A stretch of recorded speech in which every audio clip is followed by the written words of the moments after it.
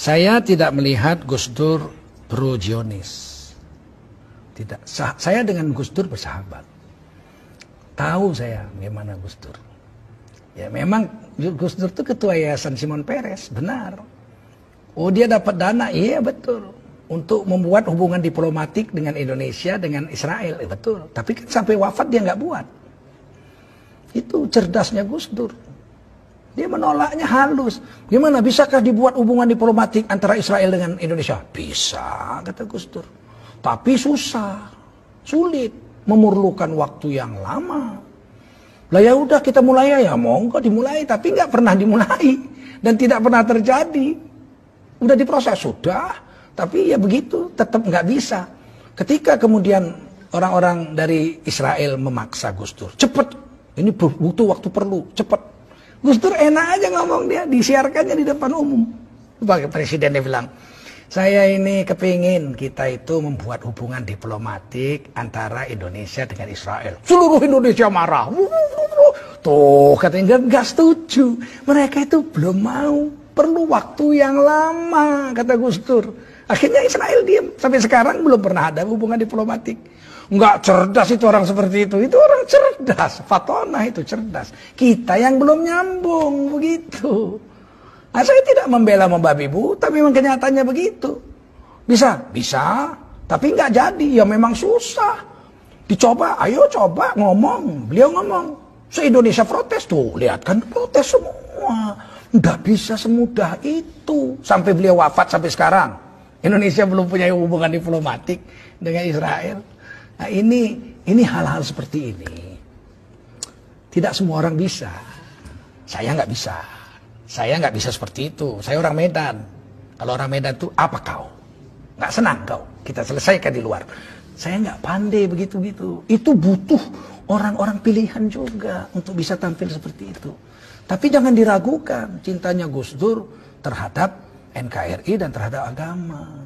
Beliau itu satu kelebihan yang jarang orang dapat. Apa kelebihan? Saya sampaikan kepada anak muda ini yang bertanya ini lagi.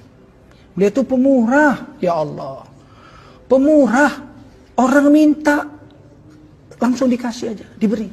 Nggak mikir itu. Bahkan kadang-kadang Gus Dur itu uang belanja istrinya dikasihkan ke orang untuk makan orang. Coba bayangin.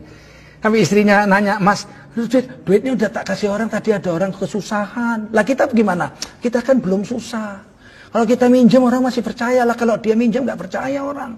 Sampai sebegitu, wow, jangan main-main. Ini orang punya kelebihan, punya kekurangan. Tapi kita jangan memfitnah orang sesuatu yang kita tidak tahu. Kita berdosa nanti. Nah, ada satu kelebihan Gus Dur yang pernah membuat saya menangis.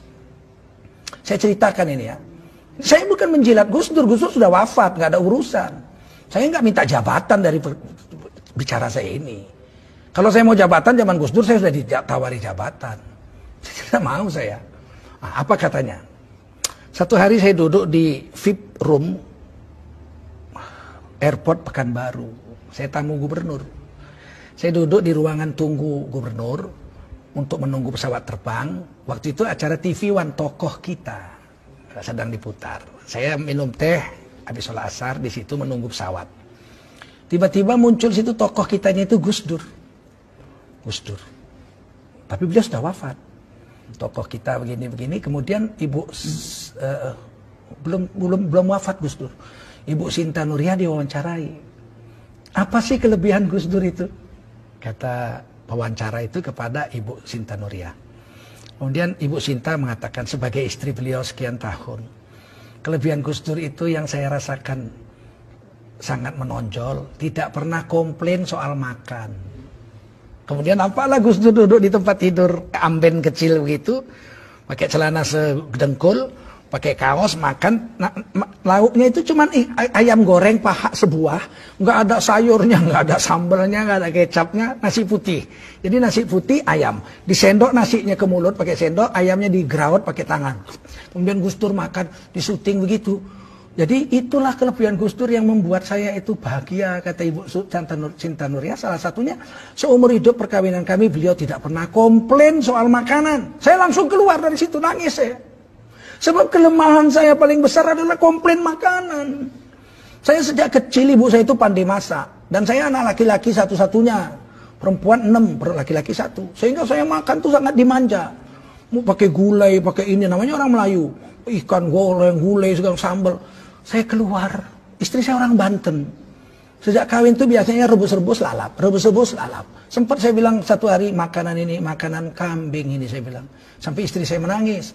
Sebab kami orang Melayu lemak-lemak kayak kelapa. Dia lalap-lalap, tiap hari lalap-lalap rebus, lalap-lalap rebus. Jengkel juga saya. Saya keluar, saya ambil handphone.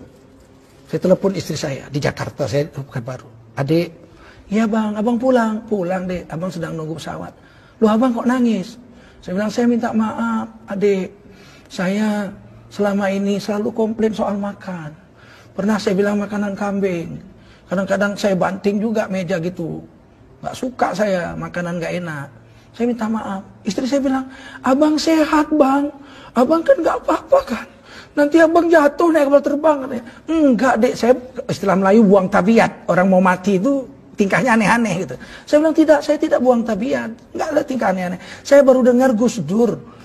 Ibu Santa Nuria diwawancarai. Ternyata kelebihan Gus Dur nggak pernah komplain soal makan. Saya jadi teringat Rasulullah. Rasulullah itu mengatakan dalam hadis, saya tahu hadisnya. Jangan komplain soal makanan. Kalau enak kamu makan, kamu puji. Kalau kamu rasa nggak enak, jangan kau caci, tapi jangan kau makan. Pergi aja, jangan kau caci. Nah saya mencaci makanan, padahal saya tahu hadis. Saya pikir itu kan cuma Rasul yang bisa buat. Kenyataannya Gus Dur bisa buat. Ngapain mesti belajar tidak komplain makanan kok sampai jauh-jauh nunggu sahabat Nabi atau zaman Nabi. Mau zaman sekarang aja ada orang. Saya bilang gitu, maafkan saya janji. Saya tidak akan komplain lagi soal makanan kepadamu. Sampai di Jakarta saya pulang dipeluk istri saya.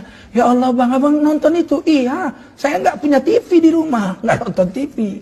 Tapi di VIP room itu ada televisi. Pas TV One tokoh kita. Jadi saudara, saya tidak menjilat Gus Dur. Gus Dur sudah wafat, nggak ada jabatan saya dengan kata-kata ini. Tapi wajib menceritakan orang yang sudah wafat itu kebaikan-kebaikannya saja. Haram menceritakan aib orang yang sudah mati. Karena orang yang sudah wafat itu telah sampai kepada perbuatannya. Kita ceritakan baik-baiknya aja. Nah, Gus Dur itu orang baik, cucu orang soleh, anak orang soleh. Nah, jadi demikian, mudah-mudahan ada manfaatnya pertemuan ini. Terima kasih atas pertanyaan saudari kita tadi. Dan semoga kita bisalah bersangka baik kepada tokoh kita, Ki Haji Abdurrahman Wahid atau Gus Dur. Ya, cucu daripada pendiri NU, Nahdlatul Ulama, Ki Haji Hasyim Asy'ari, yang memang kadang-kadang statement beliau atau perbuatan beliau itu tidak sampai ke akal kita kecuali kita bertanya kepadanya. Banyak yang bisa saya ceritakan tentang Gus Dur, tapi tidak mungkin, terlalu panjang ya. Tapi banyak hal-hal kontradiksi yang menggegerkan masyarakat, saya tanya kepada beliau. Dan beliau menjawabnya, saya terkejut gitu. Kadang-kadang dengan